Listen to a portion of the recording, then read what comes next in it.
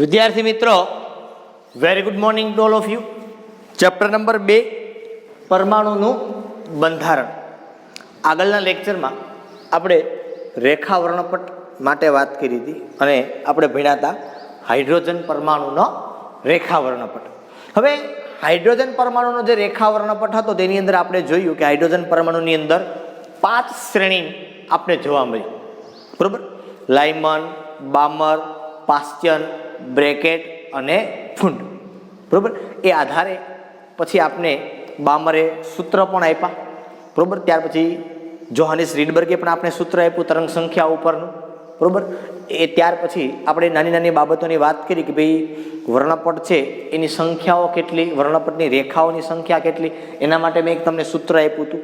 આ વસ્તુને આધારે બોહરે આપણે પરમાણુનો નમૂનો આપ્યો અને એ બોહરે નમૂનો માત્ર ને માત્ર આપણે હાઇડ્રોજન પરમાણુ માટે આપ્યો. શેના માટે આપ્યો છે? હાઇડ્રોજન પરમાણુ માટે. તો આપણે આજે એની ચર્ચા કરવી છે કે હાઇડ્રોજન પરમાણુ માટેનું અથવા તો હાઇડ્રોજન પરમાણુનું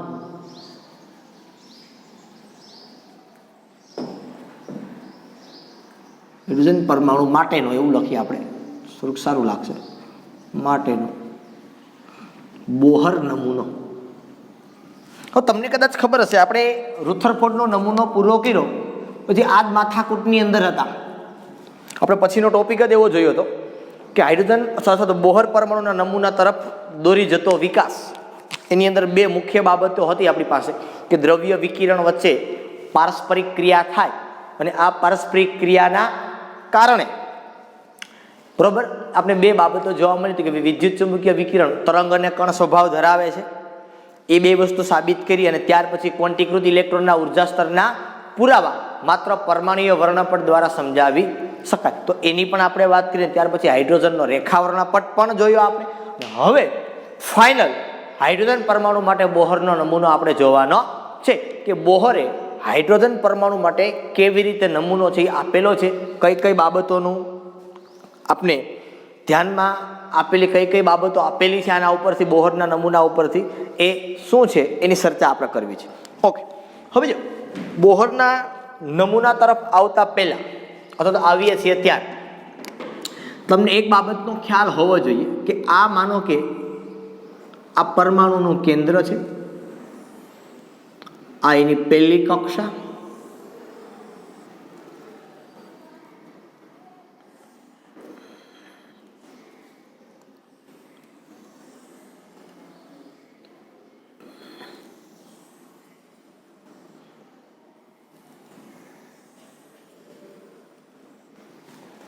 ઓકે આવી રીતે. આ તો જરૂર નથી, આને કાઢી નાખું.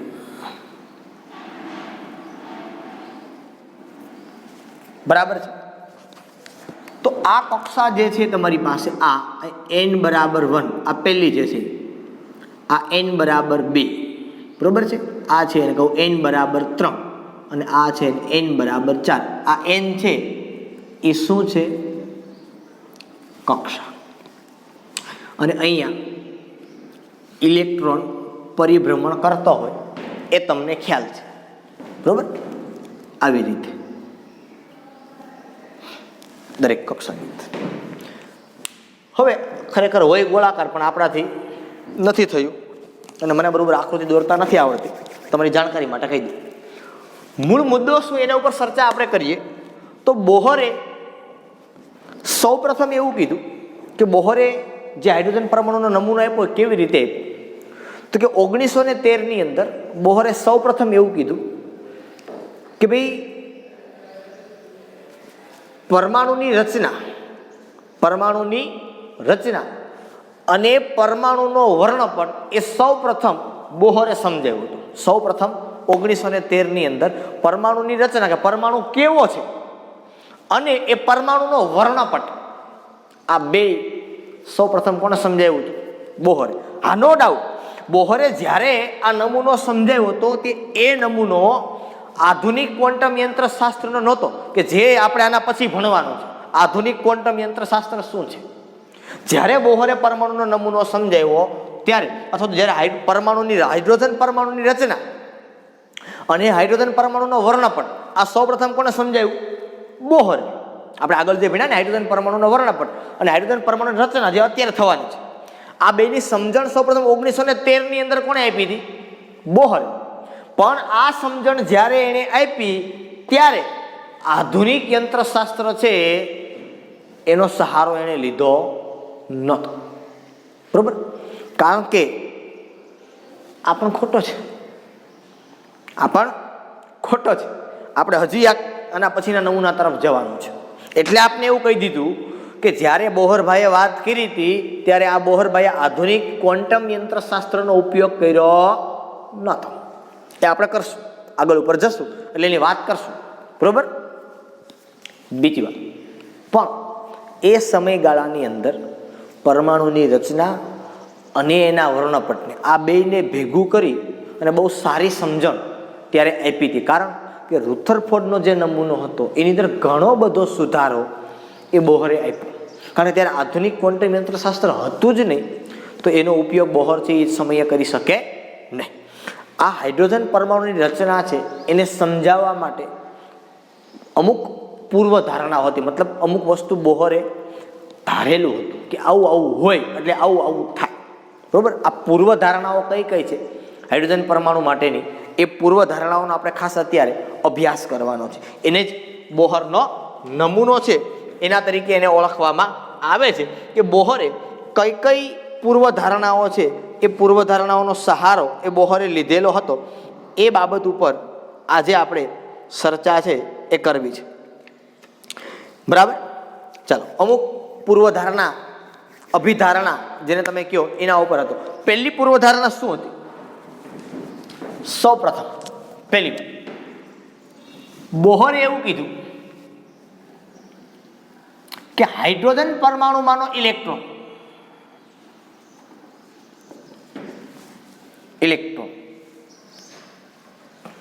જે જગ્યા ઉપર છે, મતલબ એક ચોક્કસ અંતરે છે અને એની પાસે ચોક્કસ કંઈક ઉર્જા છે, એ વર્તુળાકાર માર્ગે ગતિ કરે છે. પહેલી વાત શું કીધી એને? કે હાઇડ્રોજન પરમાણુમાંનો ઇલેક્ટ્રોન એ વર્તુળાકાર ગતિ કરે. પણ કેવી રીતે? તો કે કોઈ ચોક્કસ અંતરથી, મતલબ ચોક્કસ ત્રિજ્યાથી, અહીંથી આટલો ભાગ લીધો એટલે ત્રિજ્યા અને કંઈક ઉર્જા સાથે એ ગતિ કરે છે. હાઇડ્રોજન પરમાણુમાંનો ઇલેક્ટ્રોન વર્તુળાકાર માર્ગે ચોક્કસ ત્રિજ્યા અને ઉર્જા સાથે ભ્રમણ કરે છે, ગતિ કરે છે. જ્યાં આ ઇલેક્ટ્રોન જે પથ ઉપર, મતલબ જે રસ્તા ઉપર, આ પહેલી કાળી લાઈનમાં દર્શાવી, આ રસ્તા ઉપર જે ઇલેક્ટ્રોન ગતિ કરે છે, આ રસ્તાને એને કીધું કે આ રસ્તો જે છે, આ જે કક્ષા છે, આને તમે શું કહેવાય? તો કે કક્ષા. બીજું તો કે આને કહેવાય માન્ય ઉર્જા અવસ્થા. શું બોલે બીજું આને? માન્ય, મતલબ માની શકાય એ, ગણી શકાય એ, કહી શકાય એ માન્ય ઉર્જા અવસ્થા છે. મતલબ તમે ખાલી એટલું સમજો કે જે પથ ઉપર ઇલેક્ટ્રોન ગતિ કરે છે, આ પથને એને શું કીધું? કક્ષા, અથવા તો એને કીધું માન્ય ઉર્જા અવસ્થા. એવું છે. આ પથને, મતલબ આ રસ્તા કક્ષા અથવા તો શું કીધું એને? માન્ય ઉર્જા અવસ્થા. બરોબર? કક્ષા કહેવાય અથવા તો શું કહેવાય એને? માન્ય ઉર્જા અવસ્થા કહેવાય. બરોબર? અથવા માન્ય ઉર્જા અવસ્થા અથવા તો સ્થિર અવસ્થા.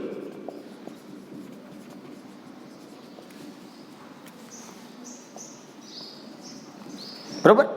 કે જે જગ્યા ઉપર ઇલેક્ટ્રોન ગતિ કરે છે એ રસ્તાને, એ પથને કક્ષા કયો, માન્ય ઉર્જા અવસ્થા કયો, અથવા તેની કયો સ્થિર અવસ્થા. જ્યાં ઇલેક્ટ્રોન એ રીતે ગતિ કરે. સ્થિર મતલબ ઊભો છે એવું નહીં. આ કક્ષા છે ને એ કેન્દ્રથી સંકેન્દ્રિત છે, મતલબ એની સાથે ગોઠવાયેલી છે.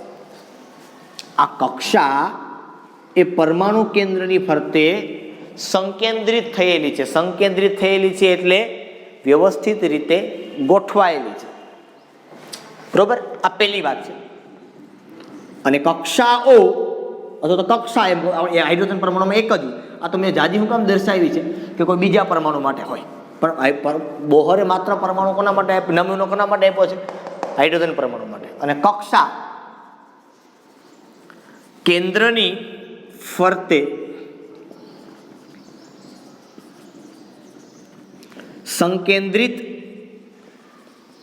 થયેલ છે, કે કક્ષા છે એ કેન્દ્રની ફરતે સંકેન્દ્રિત થયેલ છે, મતલબ ગોઠવેલ. આ પહેલી વાત કરી જે તમને પણ ખબર છે ને મને પણ ખબર છે કે ઇલેક્ટ્રોન છે એ ઇલેક્ટ્રોન વર્તુળાકાર માર્ગે ગતિ કરે છે કોઈક ચોક્કસ અંતર રાખી, અને આ ઇલેક્ટ્રોન પાસે કંઈક ઉર્જા છે. આવું બોહરે પહેલી અભિધારણાની અંદર કીધું. નંબર 2, બીજી અભિધારણા શું હતી બોહરની? કે બીજી વાત એને આપણે શું કીધી, બરોબર? તો બીજી વાત એને એ કીધી કે આ ઇલેક્ટ્રોન છે ને, આ ઇલેક્ટ્રોનની ઉર્જા, માનો કે અત્યારે 5 વાગે આટલી છે તો 6 વાગે એટલી જ હશે. એ ઉર્જા એની બદલવાની નથી, સમય સાથે ઉર્જા બદલાશે નહીં. પણ આ ઇલેક્ટ્રોન એ આ નીચી ઉર્જામાંથી, માનો કે આ કક્ષામાંથી ઉપરની કક્ષામાં જાય, કે નીચી ઉર્જા અવસ્થામાંથી ઊંચી ઉર્જા અવસ્થામાં જાય તો ઉર્જાનું અવશોષણ થાય. ઊંચી ઉર્જામાંથી નીચી ઉર્જામાં આવે તો ઉર્જાનું ઉત્સર્જન થાય. આ વસ્તુની તમને ખબર છે કે નથી ખબર? કે માનો કે આ ઇલેક્ટ્રોન છે એની ઉર્જા અહીંયા E1 છે, માનો કે અહીંયા આવે તો એની ઉર્જા શું થાય? E2 થાય. તો E1 માંથી E2 માં જાય તો અવશોષણ થાય, અને જો E2 માંથી E1 માં આવે તો ઉર્જાનું ઉત્સર્જન થાય. મતલબ નીચી ઉર્જા અવસ્થામાંથી ઊંચી ઉર્જા અવસ્થામાં જાય તો અવશોષણ થાય, મતલબ ઉર્જાનું શોષણ કરે, અને ઊંચી ઉર્જામાંથી નીચી ઉર્જામાં આવે તો ઉર્જાનું ઉત્સર્જન થાય. આ તમને ખબર છે. પરમાણુમાં આપણે આ વસ્તુનો અભ્યાસ કરી ગયા છીએ, ફોટો ઇલેક્ટ્રિક અસર કે ત્યાર પછી ક્વોન્ટીકૃત ઇલેક્ટ્રોનના ઉર્જા સ્તરના પુરાવા, આ બધાની અંદર બાબત આપણે ચર્ચા કરી. તો બીજો મુદ્દો બોહરે શું કીધું કે ઇલેક્ટ્રોનની ઉર્જા સમય સાથે બદલાતી નથી, પરંતુ ઇલેક્ટ્રોન એક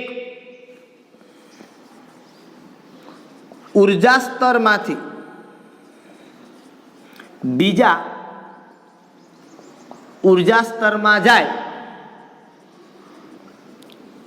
ત્યારે ઉર્જા બદલાય છે, બરોબર? એક ઉર્જા સ્તરમાંથી ક્યાં જાય? બીજા ઉર્જા સ્તરની અંદર જાય ત્યારે એની ઉર્જા છે એ શું થાય છે?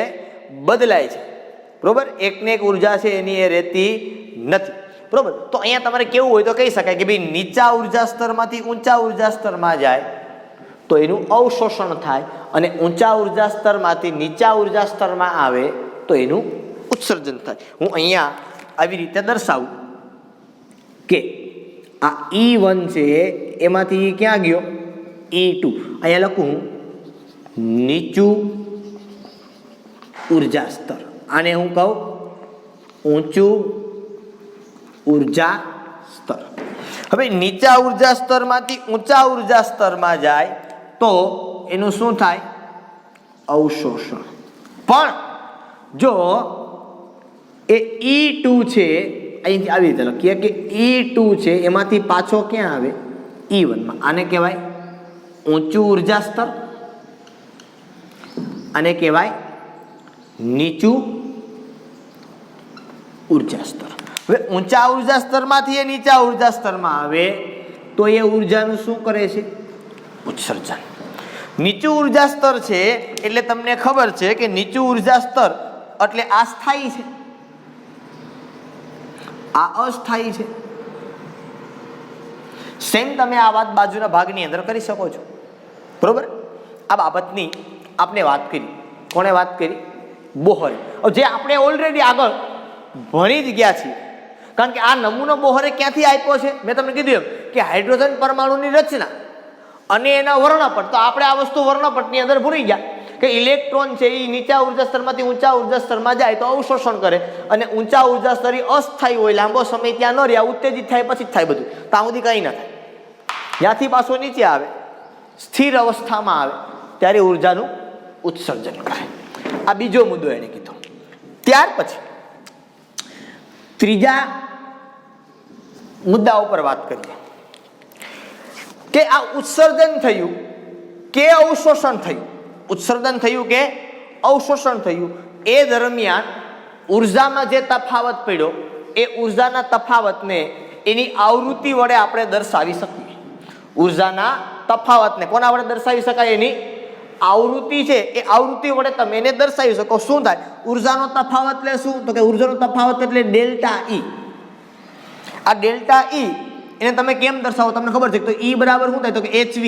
તો V બરાબર શું થયું? તો કે V બરાબર ડેલ્ટા ઈ ના છેદમાં H. આ આવૃત્તિને કેમ દર્શાવવાની? તો કે ડેલ્ટા ઈ એટલે શું? તો કે મોટામાંથી નાનું, તો E2 માઇનસ E1 ના છેદમાં H. આ E2 એ ઊંચું ઉર્જા સ્તર છે, આ E1 એ નીચું ઉર્જા સ્તર છે. મગજ તો બેઠે છે. ત્રીજો મુદ્દો હું લખતો નથી એને શું કીધું ઈ, બરોબર, પણ ત્રીજા મુદ્દામાં એને આ બાબતનું કીધું. તમારે યાદ નથી રાખવાનો કે મુદ્દો શું કીધો, સમજવાના છે આ મુદ્દાઓને, બરોબર. યાદ રહીએ તો વેરી ગુડ વાત છે, બહુ સારી વાત છે, પણ ન રહીએ તો આ વસ્તુની કાળજી તો આપણે રાખવાની છે. એણે એ કીધું કે ભાઈ સંક્રમણ દરમિયાન, સંક્રમણ એટલે એક ઉર્જા સ્તરમાંથી બીજા ઉર્જા સ્તરમાં જાય ત્યારે થતો ઉર્જાનો તફાવત છે એની આવૃત્તિ વડે દર્શાવવામાં આવે. અને આ જે આવૃત્તિ છે, બરોબર, આ આવૃત્તિને બોહર નિયમ આવૃત્તિ, સોરી બોહર નિયમ આવૃત્તિ નહીં, બોહર આવૃત્તિ નિયમ કહે છે. આ જે આવૃત્તિ એને મળી, આવૃત્તિ એટલે કે V, એ જે મળ્યો, બરોબર, એને શું કહેવાય? બોહર નિયમ આવૃત્તિ તરીકે ઓળખવામાં આવે, બરોબર. કારણ કે આ તફાવત લેવાનો છે આપણે, એટલે એ તફાવત તમને આ પ્રમાણે મળે એવું આપણે શું કીધું? બોહરે કીધું.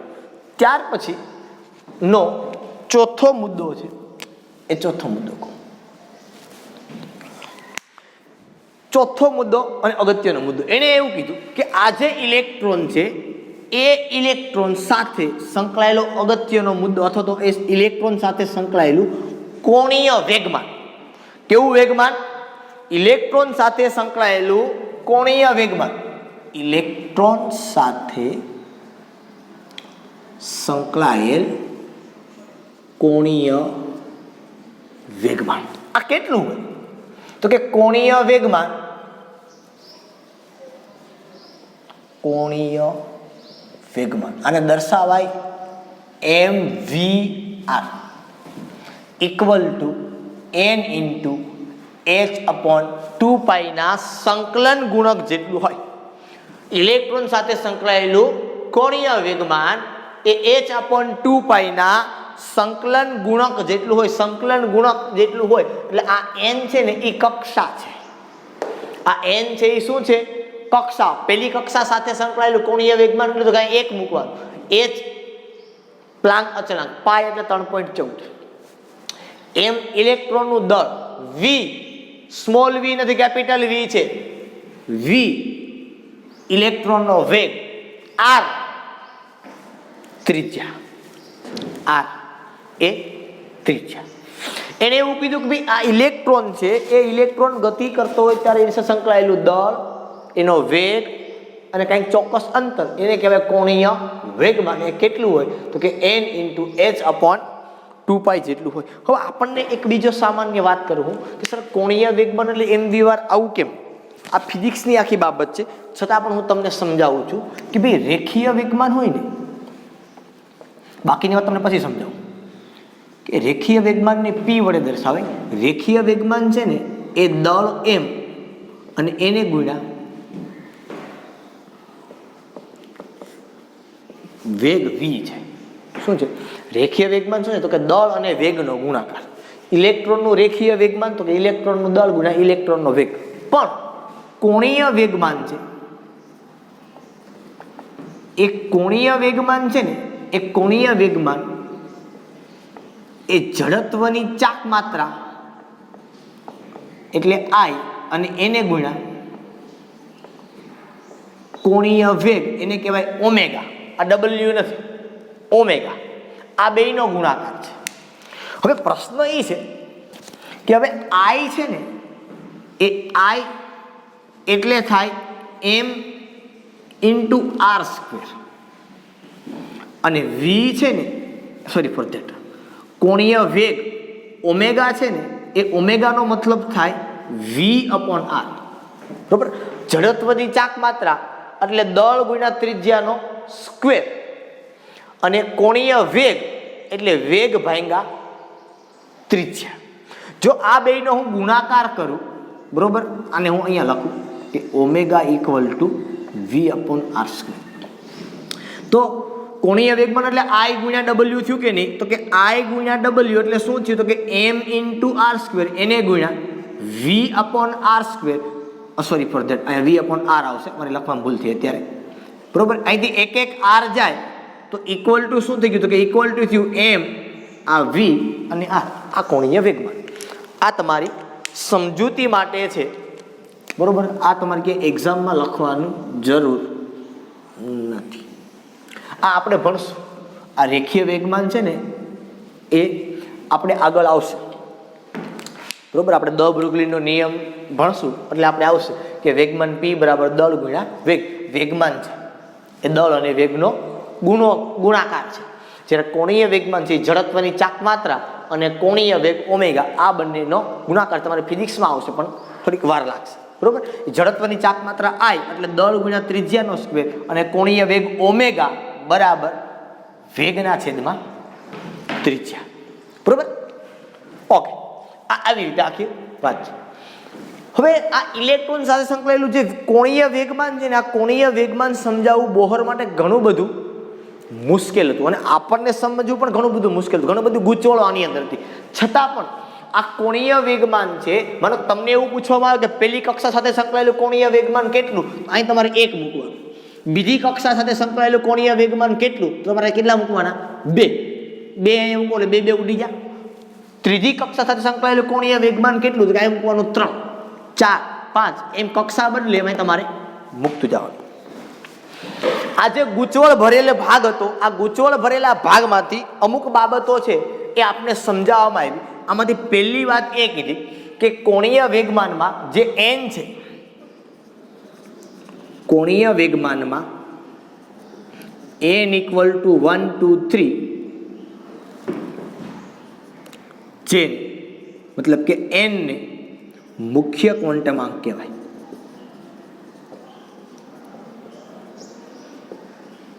આ મેં n લખ્યો છે જેને મેં કક્ષા કીધી. આ કક્ષાને બીજું કહેવાય, શું કહેવાય? આપણે આગળ ભણશું આને જ. આ યાદ રાખો, શબ્દ યાદ રહેતો, મુખ્ય ક્વોન્ટમ આંક. આ કોણીય વેગમાનમાં જે n છે, n equal to 1, 2, 3 up to અહીંયા મેં તમને કીધું આગળ એમ કે પહેલી કક્ષા હોય તો 1 મૂકવાનું, બીજી કક્ષા હોય તો 2 મૂકવાનું, ત્રીજી કક્ષા હોય તો 3 મૂકવાનું. આ n છે એને કહેવાય મુખ્ય ક્વોન્ટમાંક. મેં એ લખ્યો છે. હવે આ બાબત આવી બધી ચોથી બાબતની અંદર આવે છે, કારણ કે આ ઘણી બધી ગૂંચવણો ભરેલી હતી. બધું આપણે નથી સમજાવ્યું, પણ અમુક બાબતો આમાંથી આપને સમજાવી છે, એની હું વાત કરું છું. પછી આપને બીજી બાબતની વાત કરી. બીજી કઈ બાબતની વાત કરી, અથવા તો બીજું શું આપને કહેવામાં આવ્યું? તો કે ભાઈ બીજું આપને એવું કીધું કે આ કક્ષા અને કેન્દ્ર, આની જે ત્રિજ્યા છે ઇલેક્ટ્રોન સાથે સંકળાયેલી, આ ત્રિજ્યા એને કીધું ત્રિજ્યા Rn equal to A0 into n square. અહીંયા લખી નાખું, જ્યાં A0 બરાબર આપણે એને કીધું 52.9 પાઇકોમીટર. A0 બરાબર કેટલા કીધું એને? 52.9. આ કિંમત આપને આપી. આ n બરાબર શું છે? તો હવે ફરી બદલતા નહીં દર વખતે. n બરાબર છે કક્ષા. પહેલી કક્ષાની તમારે ત્રિજ્યા જોઈ છે, આ અંતર જોઈ છે, તો અહીંયા 1 મૂકવાનું. 52.9 તો છે જ, અહીંયા પહેલી કક્ષાની મળે એટલે R1. તમારે બીજી કક્ષાની જોઈ છે એટલે અહીંયા આવી જાય. અહીં તમારે 2 મૂકવાના. આ તો છે જ 52.9 પાઇકોમીટર, અહીંયા 2 મૂકવાના એટલે એ તમને બીજી કક્ષાની ત્રિજ્યા મળે. અહીંયા 3 મૂકવાના, ત્રીજી મળે. હવે તમને એક વસ્તુને એ ખબર પડે કે આ n નું મૂલ્ય જેમ વધે n નું મૂલ્ય જેમ વધે એમ ત્રિજ્યા વધે. જેમ n નું મૂલ્ય અહીંયા હું 1 મૂકું એટલે 52.9, અહીંયા 2 મૂકું એટલે 52.9 ગુણ્યા 4, અહીંયા 3 મૂકું એટલે 52.9 ગુણ્યા 9. એનો મતલબ કે આ n વધે એટલે આ r વધે. એનો મતલબ કે ત્રિજ્યા વધે. ત્રિજ્યા વધે એટલે ઇલેક્ટ્રોન છે એ કેન્દ્રથી દૂર ને દૂર જતો જાય. બરાબર? આ બીજી ત્રીજી બાબતમાં આપણે એવું કીધું, બરોબર, આ સૂત્ર નામ લખું તો આમ લખાય કે Rn બરાબર 52.9 પાઇકોમીટર ઇન્ટુ n².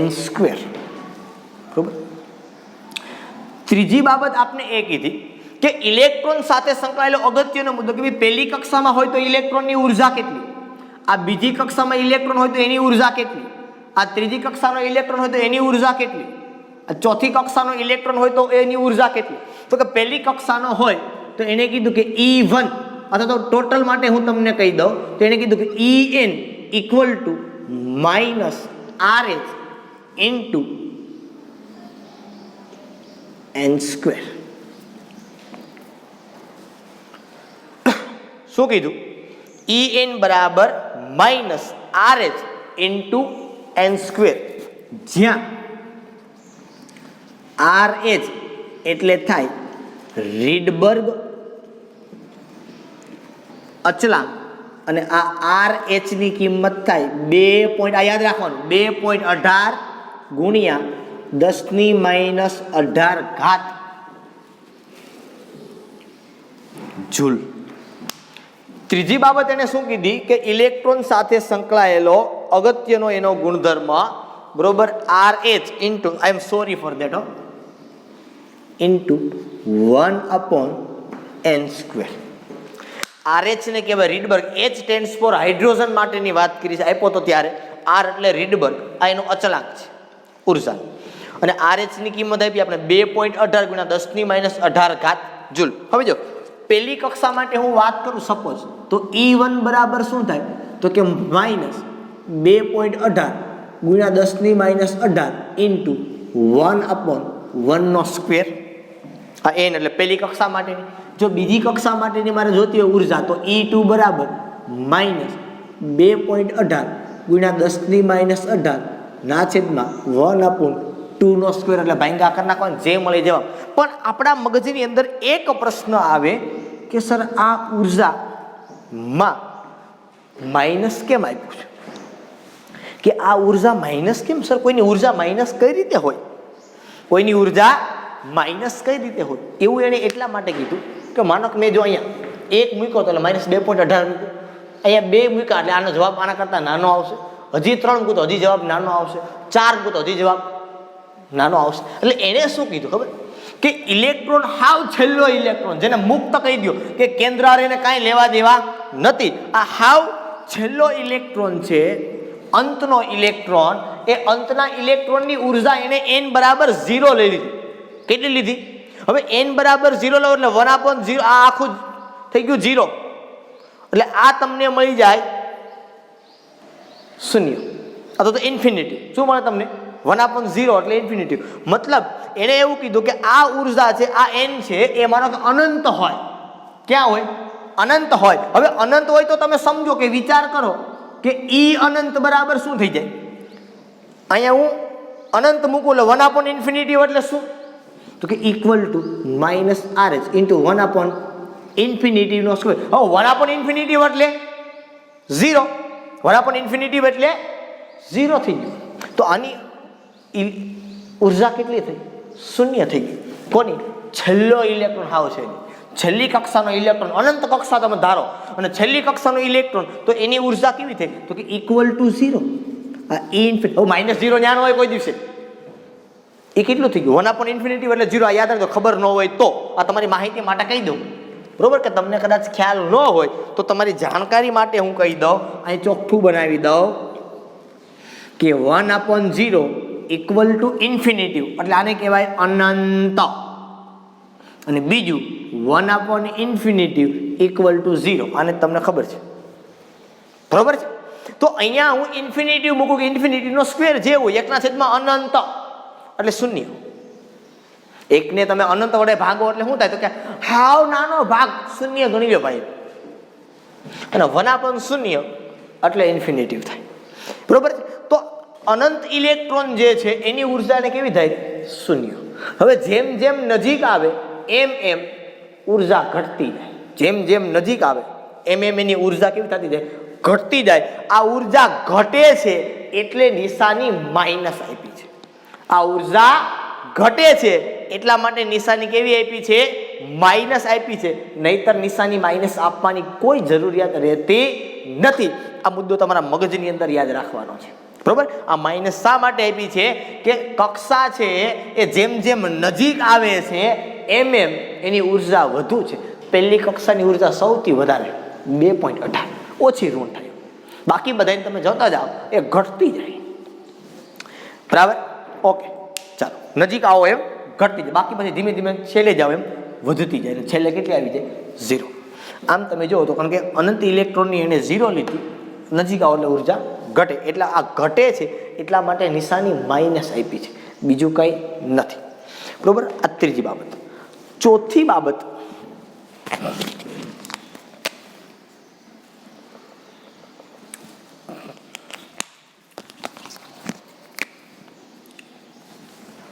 બોહરે હાઇડ્રોજન પરમાણુને નમૂનો આપ્યો, હાઇડ્રોજન પરમાણુને નમૂનો આપ્યો, મતલબ હાઇડ્રોજનની અંદર એક જ ઇલેક્ટ્રોન છે, એક જ ઇલેક્ટ્રોનનું કીધું, બરોબર.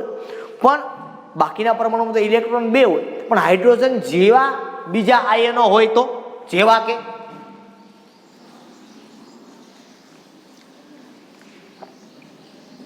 જેવા કે એટલે ક્યાં ક્યાં કીધા હું તમને કહું તો કે ભાઈ He+, પછી બીજું કહું Li2+, બેરિલિયમ-3+, કાર્બન-4+. હવે તમે જો તમે મને કહો He+ માં ઇલેક્ટ્રોન કેટલા હોય ભાઈ? હિલિયમમાં કેટલા ઇલેક્ટ્રોન? 2. He+ એટલે 1 ગુમાવે, કેટલો હોય તો 1. લિથિયમમાં કેટલા ઇલેક્ટ્રોન હોય તો કે 3, બરોબર. 2+ કહું તો કેટલા વધે તો કે 2 જાય, કેટલા વધે? 1. બેરિલિયમ-3+, બેરિલિયમમાં કેટલા હોય? 4. 3 જાય તો 1, બરાબર છે. સેમ કાર્બનમાં કેટલા હોય? આઈ એમ સોરી ફોર ધેટ, અહીં નહીં ચાલે, બરોબર છે. તો કહેવાનો મતલબ આખો અહીંયા આવે પછી કાર્બન-4+ નો ચાલે.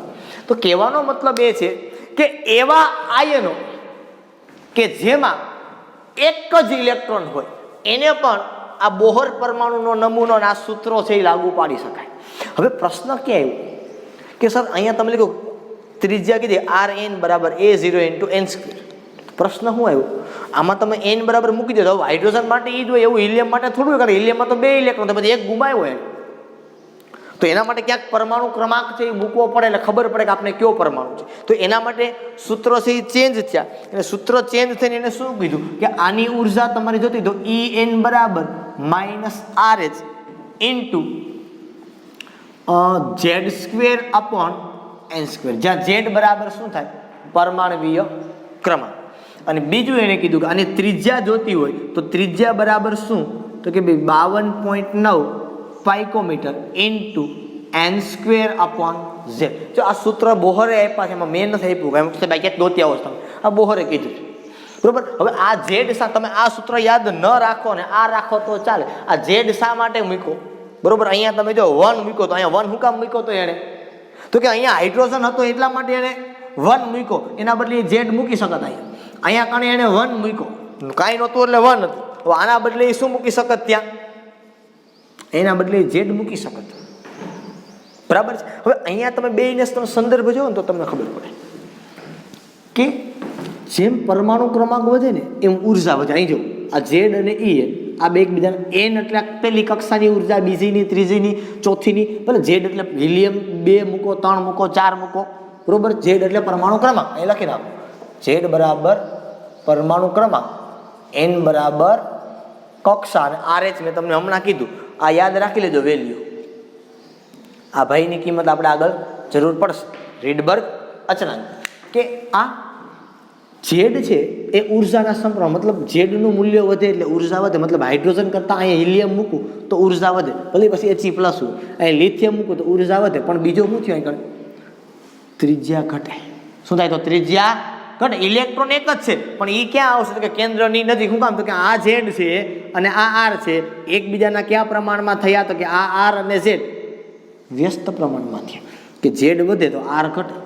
એક જ ઇલેક્ટ્રોન છે પણ હાઇડ્રોજન માટે માનો કે ઇલેક્ટ્રોન અહીંયા હોય ને તો હિલિયમ માટે એ નજીક આવે, એના કરતાં ઓલું તો કાંઈ નજીક આવે. કારણ કે જેમ કેન્દ્રની નજીક આવે ને એમ એની ઉર્જા વધે, અંતર ઘટે.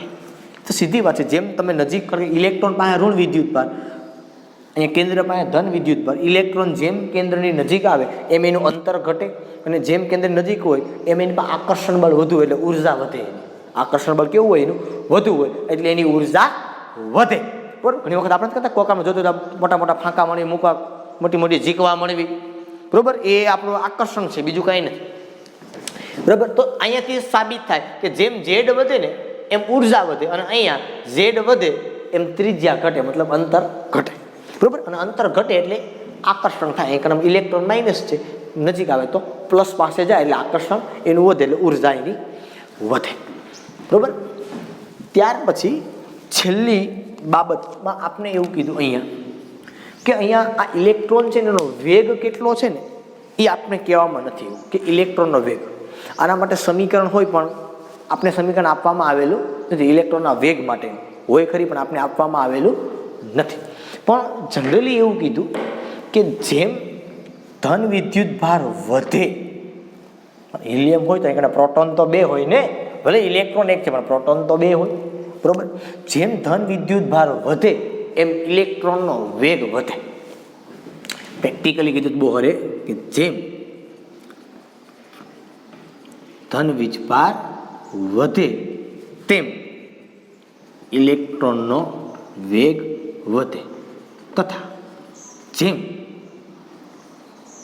મુખ્ય ક્વોન્ટમ વધે એમ તેમ વેગ ઘટે. બરોબર. મુખ્ય ક્વોન્ટમ એટલે કક્ષા અહીંયા હોય તો આની જેમ જ થયું કે જેમ ઝેડ વધે એમ ઉર્જા વધે. ઝેડ વધે એટલે પરમાણુ ક્રમાંક વધે, પરમાણુ ક્રમાંક વધે એટલે સીધી વાત છે ધન વિદ્યુતભાર વધે ને, પ્રોટોન તો વધે, ભલે ને He+ રહ્યો પણ એમાં ઇલેક્ટ્રોન એક છે, પ્રોટોન તો 2 છે ને, અને 2 પ્રોટોન 1 ઇલેક્ટ્રોન આરામથી આકર્ષણ બળ પામી શકે. એટલે જેમ ધન વિદ્યુતભાર વધે એમ ઇલેક્ટ્રોનનો વેગ અહીંયા વધશે. બીજી વાત કે જેમ મુખ્ય ક્વોન્ટમ આંક વધે એમ વેગ ઘટે. હવે પહેલી કક્ષા માટે જે વેગ હોય એ બીજી કક્ષા માટે વેગ એના કરતાં ઓછો, કારણ કે એ કેન્દ્રથી ક્યાં આવી જાય? દૂર. કેન્દ્રથી દૂર જાય એટલે આકર્ષણ બળ ઘટે એટલે વેગ એટલો બધો રહેવાનો નથી. બરાબર છે. ઓકે. આ બાબતો કંઈક આપણે બોહરે છે એ આપેલી છે. આ બોહરનો પરમાણુનો નમૂનો છે. આટલી બાબતો આપણે બોહરે સમજાવેલી છે. પહેલી જ બાબત ફરી પાછું કહું છું, શું કીધું બોહરે? કે હાઇડ્રોજન પરમાણુમાં જ્યાં ઇલેક્ટ્રોન રહેલો છે, બરોબર, એ વર્તુળાકાર માર્ગે ગતિ કરે અને કક્ષા કહેવાય કે સ્થિર અવસ્થા કહેવાય કે માન્ય ઉર્જા અવસ્થા કહેવાય. અને આ કક્ષાઓ બધી જે હોય એ 1 હોય કે 2 હોય કે 3 હોય, હાઇડ્રોજન માટે 1 જ હોય, બાકી બધા માટે વધારે હોય. તો એ કક્ષાઓ કેન્દ્રની ફરતે સંકેન્દ્રિત ભેગી થયેલી છે. બીજું કીધું કે ઇલેક્ટ્રોન જેની ઉર્જા સમય સાથે બદલાતી નથી, પણ એ એક સ્થિર અવસ્થામાંથી અથવા નીચી ઉર્જા અવસ્થામાંથી ઊંચી ઉર્જામાં જાય તો અવશોષણ થાય, અને ઊંચી ઉર્જામાંથી એ નીચી ઉર્જામાં આવે તો ઉત્સર્જન થાય. અને બીજું કીધું કે અવશોષણ ને ઉત્સર્જન દરમિયાન ઉર્જામાં થતો તફાવત એની આવૃત્તિ વડે દર્શાવવામાં આવે, અને બોહર આવૃત્તિ નિયમ કહેવાય. ચોથી બાબત કીધી કે આ ઇલેક્ટ્રોન જ્યારે ગતિ કરતો હોય ત્યારે એનું કોણીય વેગમાન એ h/2π ના સંકલન ગુણક જેટલું હોય. આ n બરાબર કક્ષા છે 1 2 3. બરોબર. આ કેવી રીતે કોણીય વેગમાન આવ્યું એની મેં તમને માહિતી આપી. બરોબર છે. બીજું કીધું કે આ કોણીય વેગમાન છે એ ઘણું બધું ગૂંચવણ ભરેલું હતું એની સાથેનું, પણ અમુક મુદ્દાઓ આપણે કીધા કે કોણીય વેગમાનની અંદર જે n નું મૂલ્ય છે એને મુખ્ય ક્વોન્ટમ કહેવાય. બીજું કે આ ઇલેક્ટ્રોન ગતિ કરતો હોય કોઈક અંતર રાખીને તો એની ત્રિજ્યા કંઈક હોય, તો આ ત્રિજ્યા કેટલી હોય? તો એ ત્રિજ્યા કીધી a0 × n², પણ હાઇડ્રોજન હતો એટલે છેદમાં 1 આપ્યો હતો, બાકી ત્યાં z લખવો પડે કોઈ બીજા પરમાણુ માટે. અને a0 ની કિંમત આવી 52.9 પાઇકોમીટર. બીજી વાત એને કીધી કે ઉર્જા, તો એને કીધું કે -RH × 1/n². અહીંયા પણ 1 એને શા માટે આપ્યો? તો કે એને 1 આપને આપ્યો છે એ હાઇડ્રોજન માટે આપ્યો છે, બાકી એ પ્રમાણે હોય. બરોબર છે. આ RH છે એને રીડબર્ગ અચળાંક કહેવાય ને, એની કિંમત 2.18 10 - 18 જૂલ. માઇનસ શા માટે કીધું? તો કે જો અંતિમ ઇલેક્ટ્રોન લ્યો તમે અને જો તમે અહીંયા અંતિમ મૂકો તો એની ઉર્જા શૂન્ય મળે. જેમ જેમ ઇલેક્ટ્રોન કેન્દ્રની નજીક આવે એમ એમ એની ઉર્જા ઘટે. એ ઉર્જા ઘટે એટલા માટે એનું મૂલ્ય આગળ માઇનસ આપવામાં આવેલું છે. બાકી કોઈ દિવસે ઉર્જા માઇનસમાં હોઈ શકે નહીં. પછી બીજું કીધું કે હાઇડ્રોજન જેવા આયનો માટે તમે બોહરનો પરમાણુ નમૂનો લાગુ પાડી શકો. બસ એ જ વાત મેં તમને આ જ સૂત્રમાં જ્યાં 1 આપ્યું હતું ત્યાં Z અથવા તો Z² હતું તો એ મૂકીને તમને આપણે સૂત્ર છે એ આપેલું છે. બરોબર, એટલે ખાસ આ જે હું તમને લખીને આપી દઉં છું આ અત્યારે આ સૂત્રો છે એ તમારે યાદ રાખવાના છે, તમને એક્ઝામની અંદર કામ આવશે. બરોબર, એના વગર કાંઈ તમારું થવાનું નથી.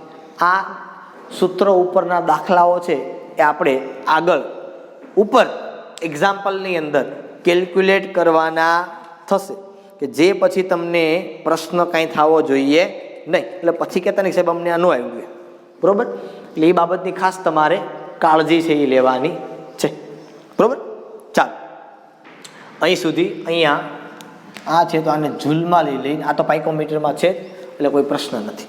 બરોબર, બાકીની બધી વાત આગળના લેક્ચરની અંદર કરશું. આ તમારો બોહરનો હાઇડ્રોજન પરમાણુનો નમૂનો થયો.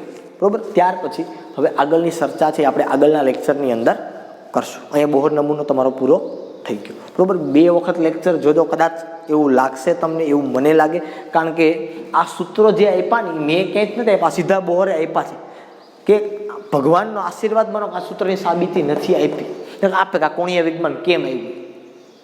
બરાબર, તો આવી નાની નાની બાબતો છે એની સાબિતી નથી આપી છતાં પણ ઘણી બધી આપણી માહિતી છે એ આપેલી છે. બરાબર છે, એટલે આવી નાની નાની બાબતોને કાળજીમાં રાખવાની છે, કારણ કે આ સૂત્ર ઉપર આધારિત દાખલાઓ આપણે આવશે ને એને આપણે કેલ્ક્યુલેટ કરવાના થશે. અહીં સુધી આજના માટે રાખીએ છીએ. ફરી પાછા નવા લેક્ચરની અંદર મળશું. ત્યાં સુધી બધાને Tata bye bye and save.